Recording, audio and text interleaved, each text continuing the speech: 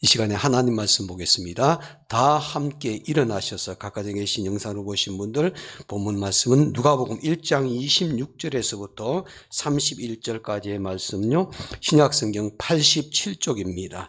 87쪽에 있는 말씀 26절부터 31절까지의 말씀을 우리 한 절 한 절 교독하겠습니다.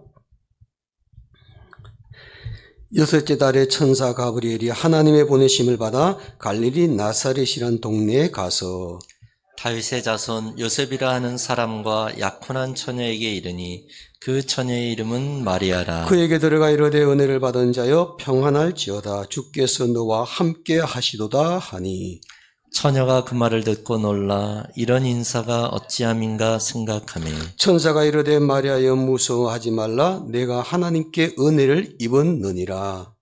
보라 내가 잉태하여 아들을 낳으리니 그 이름을 예수라 하라. 아멘. 아멘. 자리에 앉으시기를 바랍니다.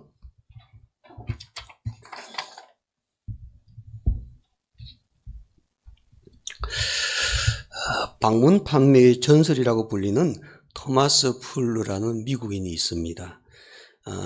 이 사람은요, 그 방문 판매 회사를 통해서 성공한 대표적인 사람입니다. 전설 같은 인물입니다.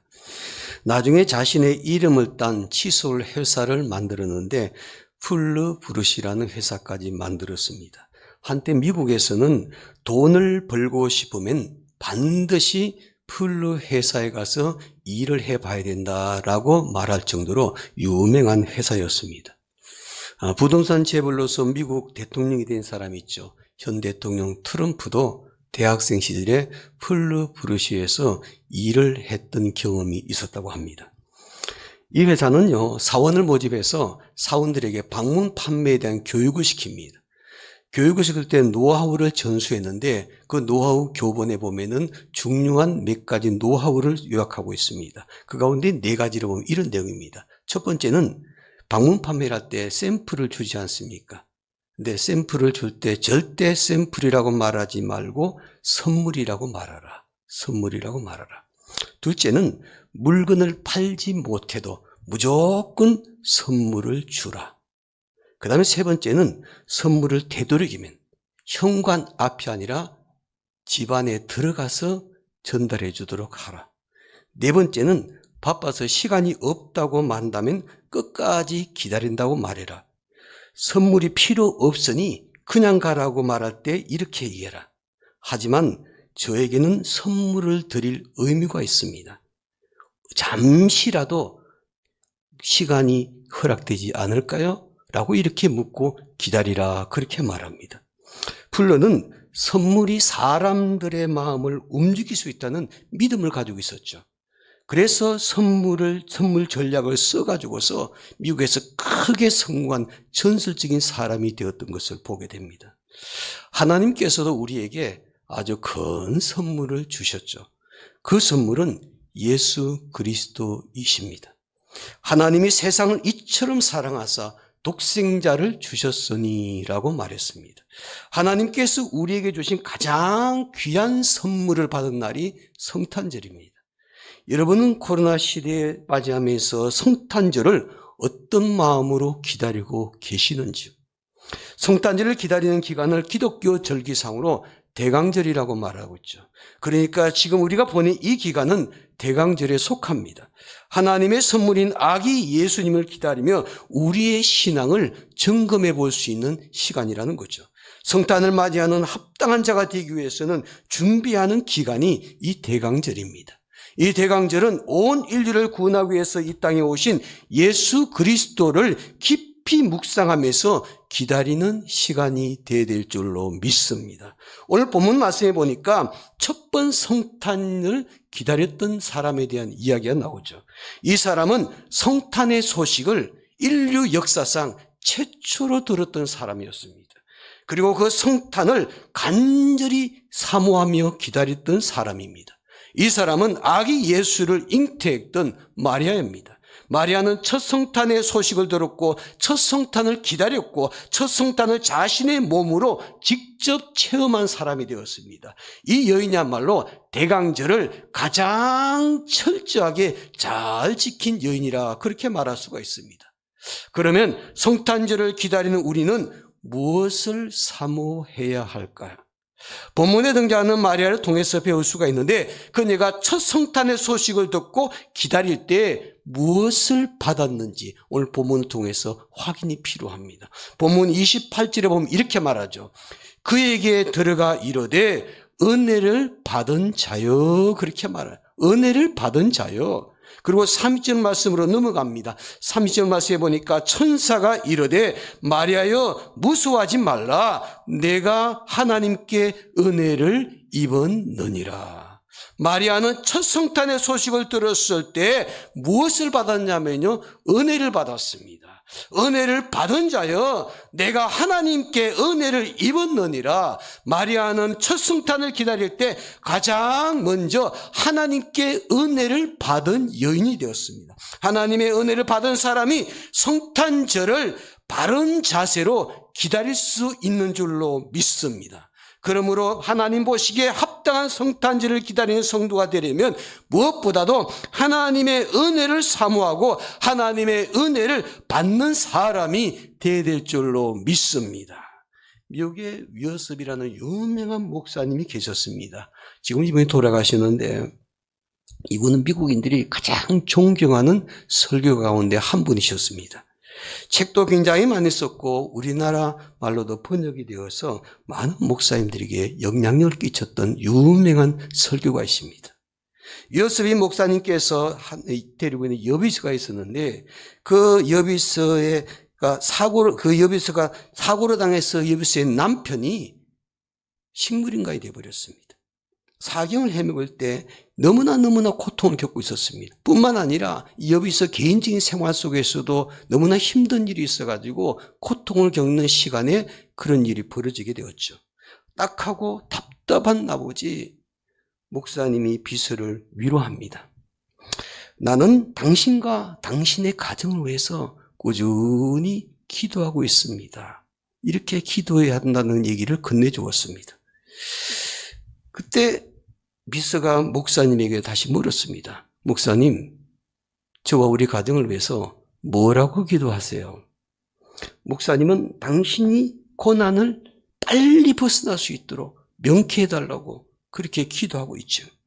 그랬더니 여비서가 목사님이 이렇게 말합니다. 목사님, 그렇게 기도하지 마세요. 뜻밖의 반응을 보이게 되었죠. 그리고 여비서가 말합니다. 저는 이 시련을 통해서 하나님께서 내게 주시는 모든 은혜를 다 받으려고 합니다. 끝까지 참고 견디어서 은혜를 다 받아야 되겠습니다. 그러니 목사님, 제가 이 고난과 시련을 통해서 하나님의 은혜를 다 받을 수 있도록 그렇게 기도해 주십시오.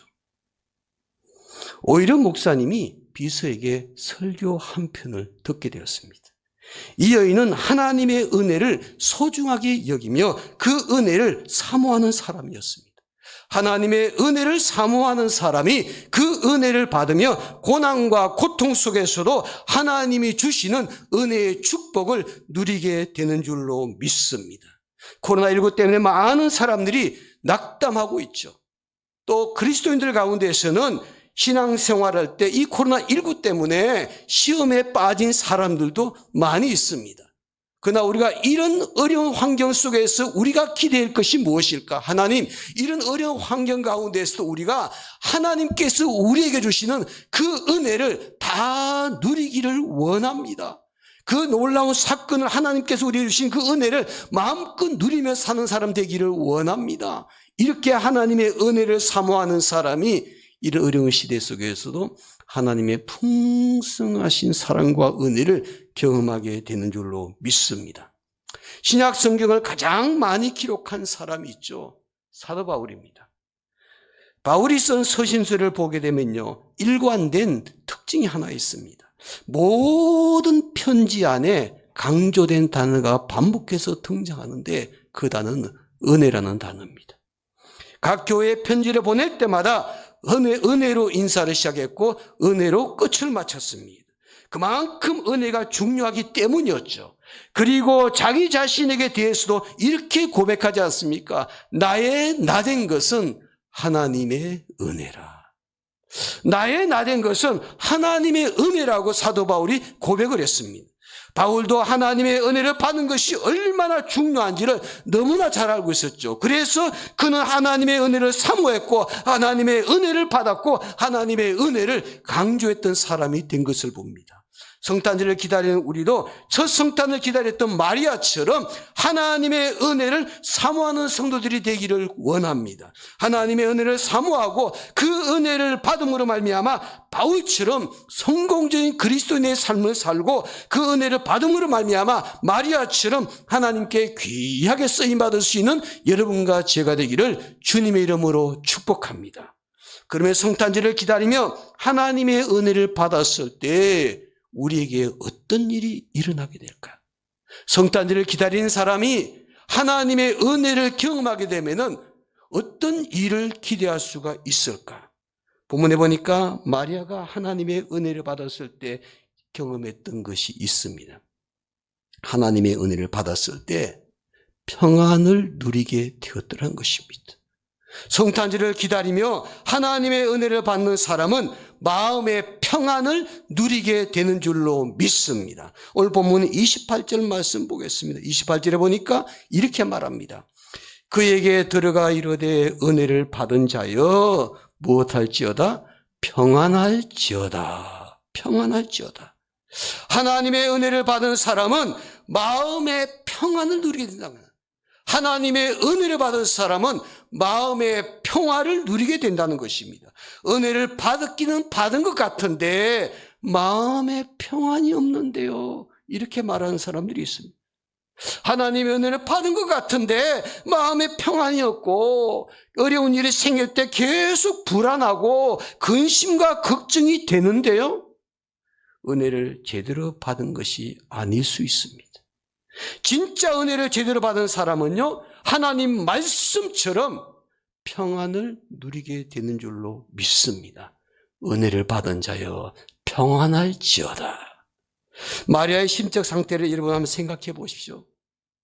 그 당시의 사회적 관습을 보면요, 정혼한 처녀가 결혼하지 않고 잉태하여 아이를 낳게 되면요, 돌에 맞아 죽습니다. 그런데 마리아가 바로 그런 상황에 처한 것 아닙니까? 그녀는 요셉과 정혼한 사람이었기 때문에 어느 날 가브리엘 천사를 통해서 내가 잉태하여 아들을 낳으리니 그 이름을 예수라 하라라는 말씀을 듣게 되었습니다. 그녀는 그 말씀을 듣자마자 마음에 큰 두려움을 느끼게 되었습니다. 남자를 알지도 못하는데 자기가 아들을 잉태하여 아들을 낳을 것이라는 그 말씀을 듣고 큰 두려움에 사로잡히게 된 것이었죠. 그럼에도 불구하고 그녀는 하나님 말씀에 순종합니다. 그녀는 더 이상 두려워하지 않고 평온한 마음으로 하나님 말씀대로 이루어질지어다. 이렇게 순종합니다. 여러분, 그 이유가 무엇입니까? 딱 하나입니다. 하나님의 은혜를 받았기 때문에. 그가 아기 예수를 잉태하고 난 다음에 하나님의 은혜를 받은 것이 아니었습니다. 아기 예수 잉태의 고지를 듣기 전에 하나님의 은혜를 먼저 받았습니다. 하나님의 은혜를 받았기 때문에 그 마리아는 그 상황 속에서도 마음의 평안함을 누리고 받아들일 수가 있었습니다. 하나님의 은혜를 받지 않았으면 도저히 이런 태도를 취할 수가 없었을 것입니다. 하나님의 은혜를 받은 자는 어떤 상황 속에서도 평온한 마음으로 하나님의 뜻을 받아들이게 됩니다. 그러나 은혜가 떨어지게 되면은 조금만 이상한 일이 생겨도 불평하거나 원망합니다. 환경을 탓하거나 사람들에게 섭섭하다고 얘기를 합니다. 여러분 요즘 어떠십니까? 혹시 작은 일에도 짜증을 내고 자꾸 불평하게 되진 않습니까? 어떤 일이 잘 안 될 때 환경을 자꾸 탓하고 사람들을 원망하고 있지는 않습니까? 사소한 일을 가지고도 전에는 용납이 잘 되었는데 요즘은 사람들에게 너무 섭섭한 생각이 자주 들지는 않는지요. 코로나19 때문에 사람들의 심리 상태가 그렇다고 그럽니다. 작은 일에도 민감하고 짜증내고 두려워하고 불안해하고 걱정하고 염려하고 이런 부정적인 것들이 너무나 우리 마음속에 많이 자리 잡고 있다는 것입니다. 여러분, 그러나 그리스도인들은요, 하나님의 은혜를 받은 사람이기 때문에 어떤 환경 가운데서도 마음의 평안함을 누릴 수 있어야 될 줄로 믿습니다. 내가 은혜가 떨어지게 되면요, 어떤 영적 신호가 오느냐? 쉽게 불평하고 짜증내고 두려워지고 근심하고 염려한 것이 생겨나요. 내가 먼저 은혜를 회복하셔야만 합니다. 성탄절을 기다리면서 마리아가 하나님의 은혜를 받았던 것처럼 우리 모두가 함께 성탄절을 기다리면서 먼저 하나님의 은혜를 받고 회복되는 역사가 일어나야만 합니다. 내가 먼저 은혜를 받고 회복되면은 마음의 평안함을 누리게 됩니다. 그리할 때 내 마음이 너그러워지고 어떤 환경도 다 포용하고 받아들일 수가 있더라는 겁니다. 박태준 포항제철 회장이 있었죠. 포항제철의 신화를 이루었던 인물입니다. 한때 이 사람이요, 정치도 했던 사람이었죠. 박정희 대통령이 육군 소장 시절에 5.16을 일으켰을 때 자기 신복들을 다 5.16에 동원을 시켰습니다. 근데 자기 신복 가운데 딱 한 사람만 5.16 거사에 제외시켰습니다. 바로 그 인물이 박태준이라는 사람입니다. 이 사람만큼은 5.16에 가담시키질 않아 빼두었습니다. 그 이유가 있었습니다. 혹시 이 거사가 실패하게 되면 남은 가족들을 맡아서 책임져 달라고 그 사람을 따로 빼두었습니다. 혹시 일이 잘못되게 되면 우리 가족을 당신이 책임을 져라. 그래서 박태준 이 사람은 박정희 대통령의 신복이면서도 그는 거사에서 제외됐던 인물입니다. 이분이 한때 정치를 하다가 이제 정권이 바뀌게 되었죠. 그러면서 그가 저질렀던 온갖 죄와 비리들이 막 언론을 통해서 드러나게 됩니다. 그리고 수사가 시작이 됩니다. 권력을 가진 사람이 명예가 생명보다 더 귀한데 완전히 자기 명예가 만신창이가 되어버렸습니다. 결국은 이분이요, 미국으로 피해가 버렸습니다. 매일매일 미국에서 그가 도피 생활을 하는데 너무너무 속이 상하고 잠이 안 오고 견딜 수가 없었어요. 결국 이분이 병까지 얻었습니다. 그런데 미국에서 아주 친한 친구가 그를 교회로 인도했습니다. 그전에 교회를 전혀 다니지 않았는데 그 과거에 친구가 얘기하면은 그까짓 은혜가 무슨 소용이 있느냐? 교회가 무슨 소용이 있느냐? 예수 믿고 은혜를 받는 것이 뭐가 그렇게 중요하냐? 친구를 이렇게 비웃었던 사람이었습니다. 그런데 이분이요, 미국 가서 너무너무 힘든 시기에 그 친구의 도움을 받아 교회 갔는데 교회 가서 신앙생활 하다가 은혜를 받았습니다. 은혜를 받았어요. 은혜를 받고 나니까 마음이 그렇게 편할 수가 없었답니다. 매일매일 괴로워하고 잠도 오지 아니하고 속상하고 답답하고 분하여서 마음속에 복수하고 싶은 마음만 간직하고 있었는데 그런 모든 복수의 마음이 눈 녹듯이 다 녹아버리고 마음에 평안함이 찾아왔다는 것입니다. 하나님의 은혜를 받았기 때문에. 여러분, 사람이요, 그런 마음을 어떻게 인간의 힘으로 해결할 수 있겠습니까? 마음의 복수심을 갖다가 어떻게 없앨 수가 있겠습니까? 하나님의 은혜. 하나님의 은혜를 받으니까 마음이 평안해지고 그 마음이 자유로워지더라는 것입니다. 사람은 누구나 마음의 평안을 원합니다.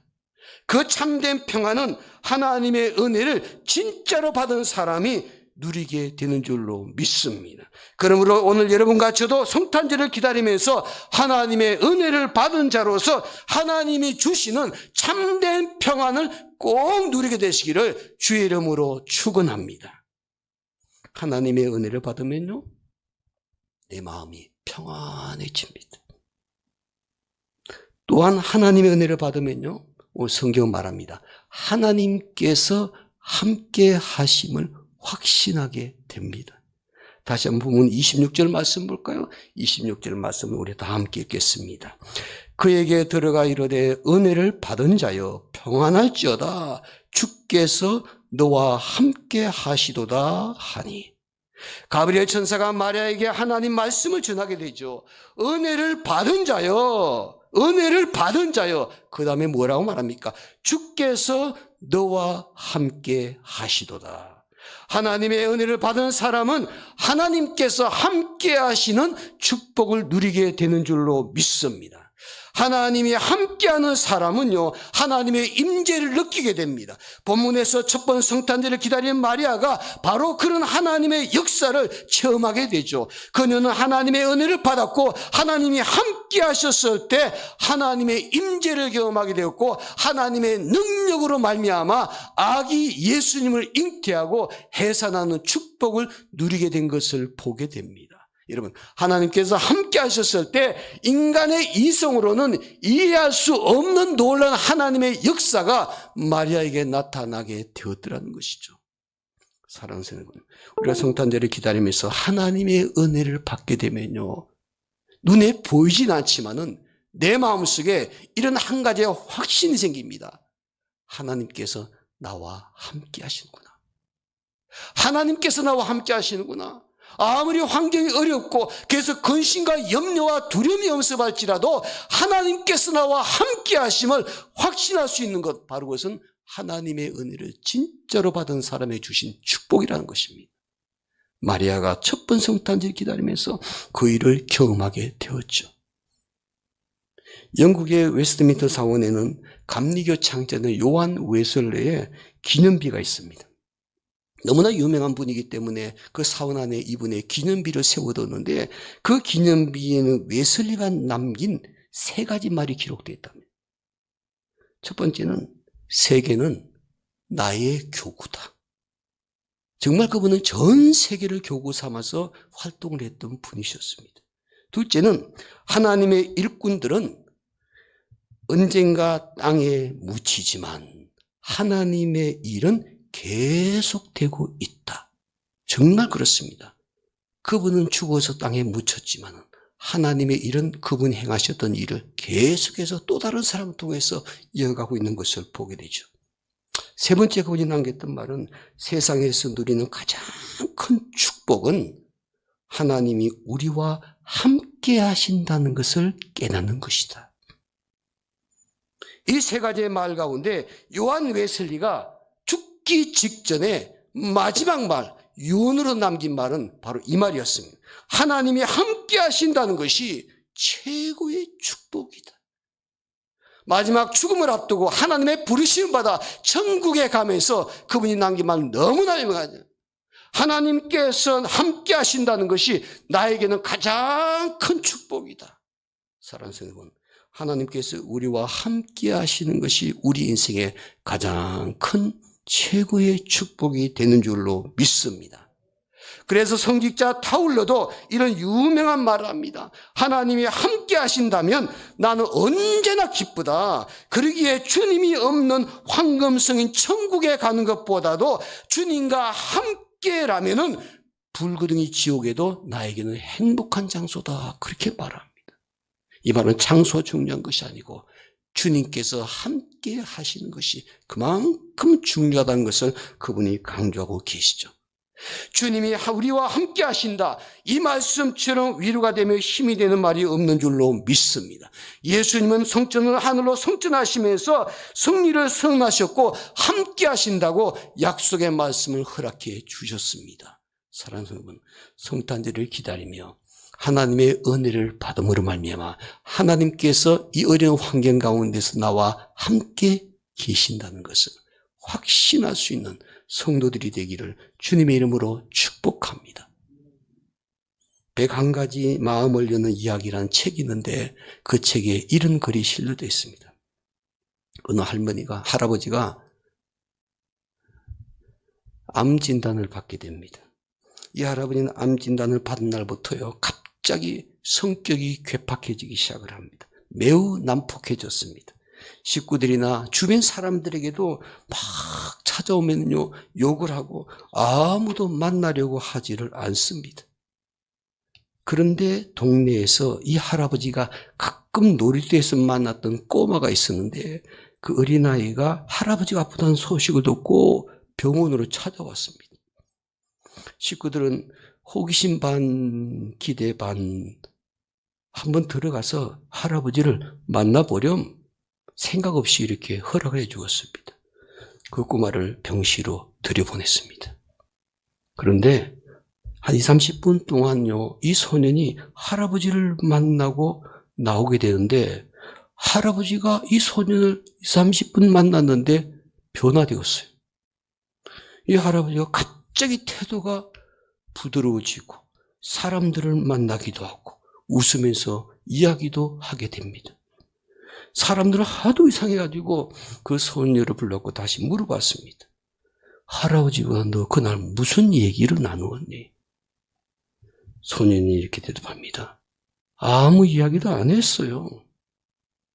그런데 도대체 할아버지랑 20, 30분 동안 뭘 했니? 그랬더니 그 소년이 대답합니다. 저요? 할아버지를 보는 순간 눈물이 왈칵 쏟아졌어요. 그래서 그냥 할아버지를 바라보고 끌어안고 계속 울고만 있었어요. 그리고 할아버지도 울었어요. 제가 20, 30분 동안 그 할아버지 끌어안고 운 것이 다입니다. 그리고 제가 나왔습니다. 할아버지의 아픔을 자신의 아픔으로 느끼면서 진심으로 우는 순간 더불어 껴안고 울던 그 눈물을 통해서 할아버지의 마음이 완전하게 치유된 것이죠. 많은 말이 필요 없을 때가 있지 않습니까? 교훈적인 말이 필요 없을 때가 있습니다. 그저 사람들의 마음을 이해하며 그 아픔을 함께 느끼며 함께 울어줄 때 그 사람의 마음이 감동되고 치유의 역사가 일어난 것입니다. 이처럼 우리의 아픔을 진정으로 함께 느낄 수 있는 분이 나와 함께 있을 때 우리의 마음이 치유되는 위로의 역사가 일어나게 될 줄로 믿습니다. 그래서 하나님의 은혜를 받은 저와 여러분들의 곁에는 누가 계시는가? 오늘 성경은 말합니다. 하나님께서 함께 계신다. 위로의 하나님이 함께 하십니다. 능력의 하나님이 함께 하신다는 것입니다. 그러므로 하나님 우리의 삶의 고통과 아픔을 느낄 때 우리와 함께 하시는 하나님, 그 하나님께서 우리를 위로하시고 치유하시는 그 하나님이 되시는 줄로 믿습니다. 내 곁에 함께 계신 하나님, 그 하나님의 임재를 느끼게 될 때 우리의 마음이 평안해지고 우리의 불안한 마음이 물러가게 되고 두려운 마음이 평안한 마음으로 변화되는 역사가 일어나게 될 것입니다. 사랑하는 성도들, 우리 그 힘든 시기를 모두가 함께 보냅니다. 지금은 너무나 코로나19시 너무나 지금 위험한 시기를 보내고 있지 않습니까? 항상 사람들이 불안해합니다. 이 불안의 마음, 한 가지 우리 분명한 것은 어떤 환경과 상황 속에도 하나님께서 나와 함께 하신다는 확신을 갖는 것 대단히 중요합니다. 제가 오늘 마스크를 쓰고 나와서 설교를 했습니다. 그 이유는 제가 지난주에 코로나19 검사를 받았습니다. 뜻하지 않게 제가 병원에서 코로나 확진자가 저와 가장 가까운 곳에 있었다고 그러더라고요. 그래서 역학조사관이 연락이 왔어요. 선생님 검사 한번 받으셔야 되겠습니다. 나 자가격리자는 아니지만 하여간 마스크는 청주에 쓰고 계셨으니까 검사 한번 받아보면 좋겠습니다. 그래서 제가 그 얘기를 역학조사관이 오기 전에 이미 그 병원에서 저한테 연락이 왔기 때문에 제가 가서 성북 그 보건소에 가서 바로 받았습니다. 그 다음날 음성 판정이 왔습니다. 연락이 왔어요. 마스크 철저하게 잘 쓰고 계셨고 또 그 환자도 마스크를 자꾸 쓰고 있었고 해서 전혀 문제가 없습니다. 그냥 평안하게 잘 보내시기 바랍니다. 근데 저도 목사인지라 그 검사 결과 나오기 전까지는 걱정이 됐잖아요. 주중에 많은 사람들 만났는데. 근데 제가 큰 위로를 받은 말이 한 마디 있습니다. 제 아내한테. 그날 새벽 기도회 그 말씀을 전하면서 그 말씀하면 새벽에 나오신 분 기억할지 모르겠습니다. 그 말씀 가운데 이런 얘기했습니다. 하나님께서 너를 철저하게 지키고 보호해 주신다. 다윗이 경험했던 그 말씀 가지고 그날 아침에 특별히 강조하고 설교했는데 저는 설교하고 끝났지만은 그 말씀 듣고 은혜 받던 아내가 저에게 오히려 은혜를 끼치더라고요. 그 말을 듣는 순간 제 마음이 얼마나 평안해지느냐. 하나님께서 철저하게 지켜주신다고 했으니까 별일 없을 거야. 별일 없을 거야. 여러분, 우리가 생각할 때 우리의 마음에 참된 위로가 되신 분 누구실까? 하나님. 그 말씀이 오늘 저와 여러분들을 강력하게 붙들어 주실 때 오늘 저와 여러분 마음의 평안함을 누리게 될 줄로 믿습니다. 미국에서 실제 있었던 일입니다. 어느 강에서 나루터에서 한 노인이 추운 겨울날 벌벌 떨면서 서 있었습니다. 누군가가 자기를요 이쪽 강에서 저쪽 강 건너편으로 데려다 주기를 요청하기 위해서 기다리고 있었습니다. 마침 말을 탄 군인들이 그 앞을 지나가게 되었습니다. 그 군인들이 말 타고 행렬에 따라 지나가는데 그러나 노인은 선뜻 그들에게 도움을 요청하지 않았습니다. 말을 탄 사람들이 거의 다 지나가는데 노인이 맨 마지막에 말을 타고 지나가는 한 청년을 유심하게 보다가 마침내 입을 열었습니다. 여보게, 나를 좀 저 강 건너편으로 건네줄 수 있겠소? 그 말을 듣는 청년은요, 선뜻 노인을 말에 태워가지고 자기 앞에 탁 태워서 강 건너가기 시작했습니다. 강을 다 건너가서 이 청년은 노인에게 이렇게 물었습니다. 제 앞으로 많은 군인들이 말을 타고 지나갔는데 왜 하필이면은 맨 마지막에 지나가는 제게 부탁을 하셨습니까? 저는 그 이유가 궁금합니다. 이 청년이 이렇게 물었습니다. 그러자 노인이 이렇게 대답했다고 합니다. 나는 그들의 눈을 보고 있었네. 나는 그들의 얼굴 표정을 보고 있었네. 그러나 자네보다 앞서 지나간 모든 군인들이 아주 피곤하고 초조하고 불안하고 무엇인가 불만에 가득 차 있는 것같아 그래서 남의 말을 전혀 들어줄 것 같지 않았어요. 그런데 젊은이 얼굴을 쳐다보는 순간 얼굴에 평안이 있었어요. 여유가 있었어요. 그리고 이리저리 풍경을 감상하면서 말을 타고 오고 있었네. 자네의 그 모습이 내 마음에 훅 들어왔다네. 아, 저 청년이면은 내가 이렇게 부탁하면은 강 건너줄 수 있겠다는 확신이 생겼다네. 그래서 당신에게 부탁을 한 것이요. 그때 정말 이 청년이 그렇게 강을 건너 주었습니다. 여러분, 이 청년이요, 그 후에 미국 제3대 대통령이 되었던 토마스 제퍼슨입니다. 그 전쟁 와중에 모두가 두려워하고 근심하고 염려하고 마음에 불만이 가득가득 차 있는 그런 상황 속에서도 이 토마스 제퍼슨만큼은 얼굴에 평안이 있었고 마음에 여유가 있었고 주변 환경을 돌아보면서 풍경을 바라보면서 감상할 줄 아는 사람이었는데 역시 그는 청년기 이후에 미국의 훌륭한 대통령이 될 수 있는 자격을 갖춘 사람이었습니다. 사랑하는 여러분, 코로나19 시대에 불안하고 걱정되고 염려되지 않습니까? 때로는 뭔지 모르게 불안하고 두려워하고 또는 짜증나고 불만이 가득한 이 시대에 여러분, 바라기는 이런 환경 속에 마음의 평안함을 가지시기 바랍니다. 여유를 가지시기 바랍니다. 좀 더 심하게 말하면 이런 상황들을 즐기시기 바랍니다. 하나님의 은혜를 누릴 수 있는 기회로.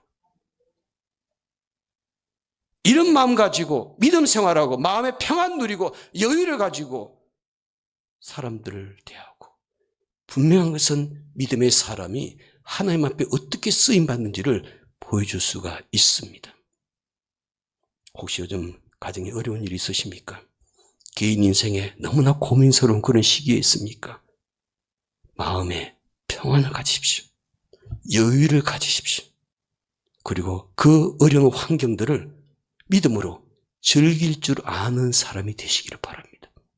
그럴 때 하나님께서 우리에게 그 긍정적인 마음속에 그 은혜를 부어주셔서 하나님의 놀라운 역사 함께 경험하는 성도들이 될 줄로 믿습니다.